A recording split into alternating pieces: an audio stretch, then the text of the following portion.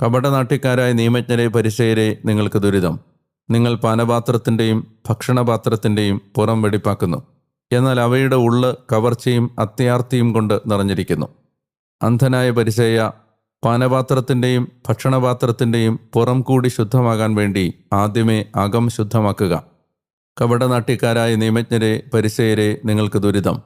നിങ്ങൾ വെള്ളയടിച്ച കുഴിമാടങ്ങൾക്ക് സദൃശരാണ്. അവ പുറമേ മനോഹരമായി കാണപ്പെടുന്നെങ്കിലും അവയ്ക്കുള്ളിൽ മരിച്ചവരുടെ അസ്ഥികളും സർവ്വവിധ മാലിന്യങ്ങളും നിറഞ്ഞു കിടക്കുന്നു.